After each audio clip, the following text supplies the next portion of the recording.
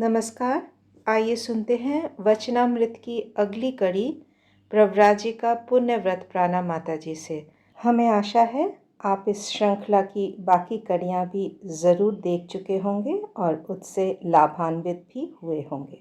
तो आइए सुनते हैं प्रव्राजिका पुण्य व्रत प्राणा माता जी। तव कथामृतं तप्तजीवनं कविभिरीडितं कल्मषापहं श्रवणमङ्गलं श्रीमदाततं भुवि गृह्णन्ति ये भूरिदा जनाः। श्री रामकृष्ण वचनामृत में विद्यासागर का प्रसंग चल रहा है। श्री रामकृष्ण देव विद्यासागर जी से मिलने के लिए उनके मकान पर गए हुए हैं। उनसे बातचीत चल रही है। श्री रामकृष्ण ज्ञान योग अथवा वेदांत विचार। विद्यासागर बड़े विद्वान हैं। जब संस्कृत कॉलेज में पढ़ते थे तब अपनी श्रेणी के सबसे अच्छे छात्र थे। हर एक परीक्षा में प्रथम होते और स्वर्ण पदक आदि अथवा छात्रवृत्तियां पाते थे। होते होते वे संस्कृत कॉलेज के प्रधान अध्यापक तक हुए थे। संस्कृत व्याकरण तथा काव्य में उन्होंने विशेष ज्ञान प्राप्त किया था। स्वयं के प्रयत्न से अंग्रेजी सीखी थी। विद्यासागर किसी को धर्म शिक्षा नहीं देते थे। वे दर्शनादि ग्रंथ पढ़ चुके थे। मास्टर ने एक दिन उनसे पूछा, आपको हिंदू दर्शन कैसे लगते हैं? उन्होंने जवाब दिया, मुझे यही मालूम होता है कि वे जो चीज़ समझाने गए उसे समझा न सके। वे हिंदुओं की भांति श्राद्धादि सब धर्मानुष्ठान करते थे। गले में जनेऊ धारण करते थे। अपनी भाषा में जो पत्र लिखते थे उनमें सबसे पहले श्री श्री हरि शरणम यह ईश्वर वंदनात्मक वाक्य लिखते थे। मास्टर ने और एक दिन उनको ईश्वर के विषय में यह कहते सुना, ईश्वर को कोई जान तो सकता नहीं, फिर करना क्या चाहिए? मेरी समझ में हम लोगों को ऐसा होना चाहिए कि यदि सब कोई वैसे हो तो यह पृथ्वी स्वर्ग बन जाए। हर एक को ऐसी चेष्टा करनी चाहिए कि जिससे जगत का भला हो। विद्या और अविद्या की चर्चा करते हुए श्री रामकृष्ण ब्रह्म ज्ञान की बात कह रहे हैं। विद्यासागर बड़े पंडित हैं। शायद षड्दर्शन पढ़कर उन्होंने देखा है कि ईश्वर के विषय में कुछ भी जानना संभव नहीं। श्री रामकृष्ण ब्रह्म विद्या और अविद्या दोनों के परे है। वह मायातीत है। ब्रह्म निर्लिप्त है। दुखादि का संबंध जीव से ही है। इस जगत में विद्या माया और अविद्या माया दोनों है। ज्ञान भक्ति भी है और साथ ही कामिनी कांचन भी है। सत भी है और असत भी, भला भी है और बुरा भी, परंतु ब्रह्म निर्लिप्त है। भला बुरा जीवों के लिए है, सत असत जीवों के लिए है। वह ब्रह्म को स्पर्श नहीं कर सकता। जैसे दीप के सामने कोई भागवत पढ़ रहा है और कोई जाल रच रहा है, पर दीप निर्लिप्त है। सूर्य शिष्ट पर भी प्रकाश डालता है और दुष्ट पर भी। यदि कहो कि दुख, पाप, अशांति ये सब फिर क्या है, तो उसका जवाब यह है कि वे सब जीवों के लिए हैं। ब्रह्म निर्लिप्त है। सांप में विष है, औरों को डसने से वह मर जाते हैं, पर सांप को उससे कोई हानि नहीं होती। ब्रह्म अनिर्वचनीय अव्यपदेशम है। ब्रह्म क्या है सो मोह से नहीं कहा जा सकता।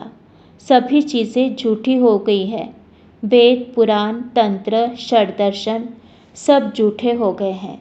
मोह से पढ़े गए हैं, मोह से उच्चारित हुए हैं, इसी से झूठे हुए हैं। पर केवल एक वस्तु झूठी नहीं है, वह वस्तु है ब्रह्म।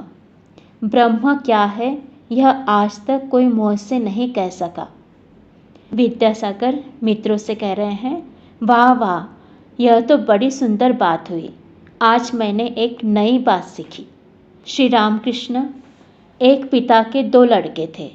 ब्रह्म विद्या सीखने के लिए पिता ने लड़कों को आचार्य को सौंपा। कुछ वर्ष बाद वे गुरुगृह से लौटे। आकर पिता को प्रणाम किया।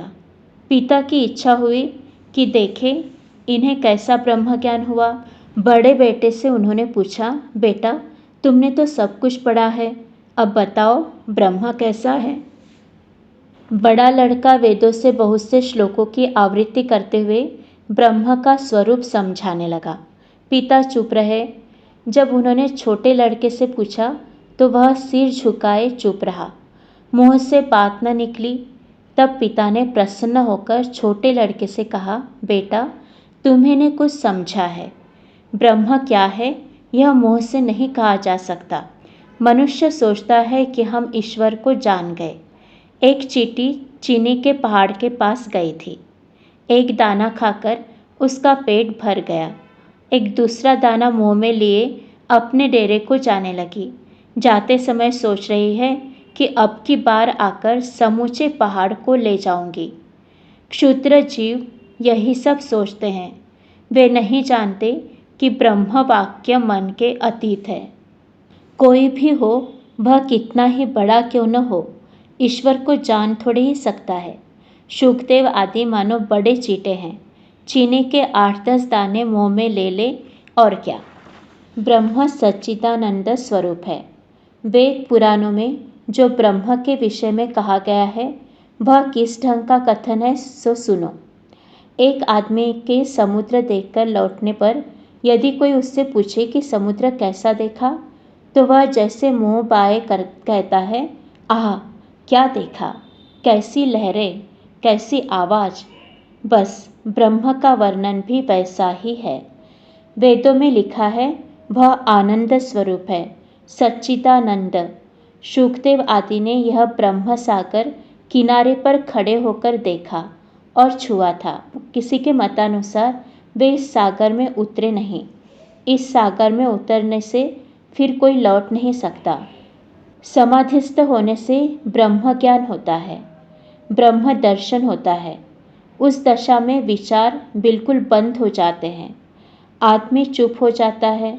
ब्रह्म कैसी वस्तु है यह मुंह से बताने की सामर्थ्य नहीं रहती। एक नमक का पुतला समुद्र नापने गया। सब हंसने लगे हैं। पानी कितना गहरा है उसकी खबर देना चाहता था, पर खबर देना उसे नसीब न हुआ। वह पानी में उतरा कि गल गया। बस फिर खबर कौन देगा। किसी ने प्रश्न किया, क्या समाधिस्थ पुरुष जिनको ब्रह्म ज्ञान हुआ है फिर बोलते नहीं। श्री रामकृष्ण विद्यासागर आदि से कह रहे हैं, लोक शिक्षा के लिए शंकराचार्य ने विद्या का अहम रखा था। ब्रह्म दर्शन होने से मनुष्य चुप हो जाता है। जब तक दर्शन न हो तभी तक विचार होता है। घी जब तक पक न जाए तभी तक आवाज़ करता है। पके घी से शब्द नहीं निकलता, पर पके घी में कच्ची पूरी छोड़ी जाती है तो फिर एक बार वैसा ही शब्द निकलता है। जब कच्ची पूरी को पका डाला तब वह फिर चुप हो जाता है। वैसे ही समाधिस्थ पुरुष लोक शिक्षण के लिए फिर नीचे उतरता है, फिर बोलता है। जब तक मधुमक्खी फूल पर नहीं बैठती तब तक भनभनाती रहती है। फूल पर बैठकर मधु पीना शुरू करने के बाद वह चुप हो जाती है। मधुपान के उपरांत मस्त होकर फिर कभी कभी भनभनाती है। तालाब में घड़ा भरते समय भक भक आवाज़ होती है। घड़ा भर जाने के बाद फिर आवाज़ नहीं होती। हाँ, यदि एक घड़े से पानी दूसरे घड़े में डाला जाए तो फिर शब्द होता है। हास्य। ज्ञान एवं विज्ञान, अद्वैतवाद, विशिष्टाद्वैतवाद तथा द्वैतवाद का समन्वय। श्री रामकृष्ण ऋषियों को ब्रह्म ज्ञान हुआ था। विषय बुद्धि का लेश मात्र रहते यह ब्रह्म ज्ञान नहीं होता। ऋषि लोग कितना परिश्रम करते थे। सवेरे आश्रम से चले जाते थे, दिन भर अकेले ध्यान चिंतन करते और रात को आश्रम में लौटकर कुछ फल मूल खाते थे। देखना, सुनना, छूना, इन सब विषयों से मन को अलग रखते थे। तब कहीं उन्हें ब्रह्म का बोध होता था। कलयुग में लोगों के प्राण अन्न पर निर्भर है। देहात्म बुद्धि जाती नहीं। इस दशा में सोहम, मैं ब्रह्म हूँ कहना अच्छा नहीं। सभी काम किए जाते हैं, फिर मैं ही ब्रह्म हूँ यह कहना ठीक नहीं। जो विषय का त्याग नहीं कर सकते, जिनका अहम भाव किसी तरह जाता नहीं, जिनके लिए मैं दास हूँ, मैं भक्त हूँ, यह अभिमान अच्छा है। भक्ति पथ में रहने से भी ईश्वर का लाभ होता है। ज्ञानी नेति नेति ब्रह्म यह नहीं वह नहीं, अर्थात कोई भी ससीम वस्तु नहीं, यह विचार करके सब विषय बुद्धि छोड़े तब ब्रह्म को जान सकता है।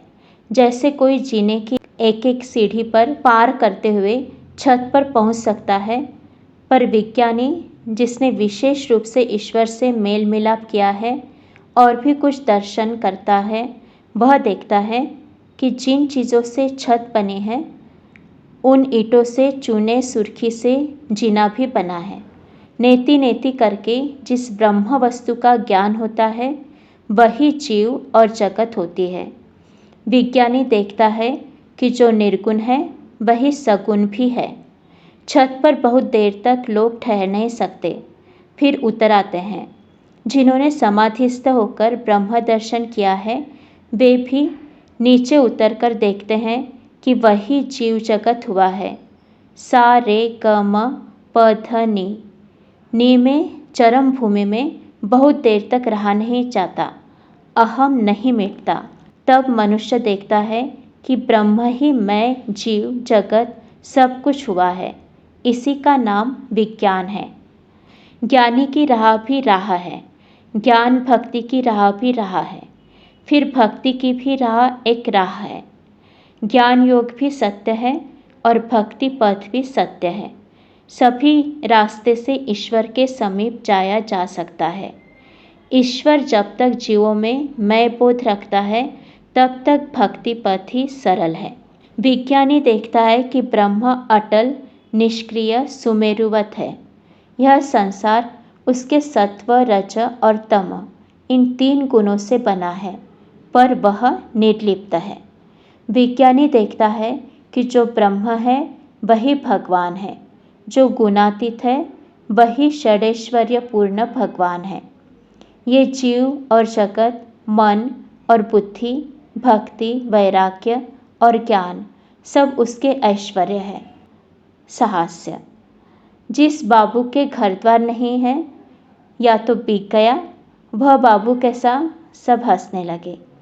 ईश्वर षडैश्वर्य पूर्ण है, यदि उसके ऐश्वर्य न होता तो कौन उसकी परवाह करता। सभी लोग हंसने लगे हैं।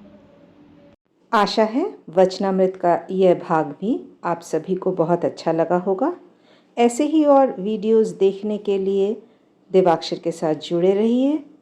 चैनल को सब्सक्राइब कीजिए, वीडियोस को दोस्तों के साथ शेयर कीजिए और लाइक का बटन ज़रूर दबाएं। आप सभी का बहुत बहुत धन्यवाद।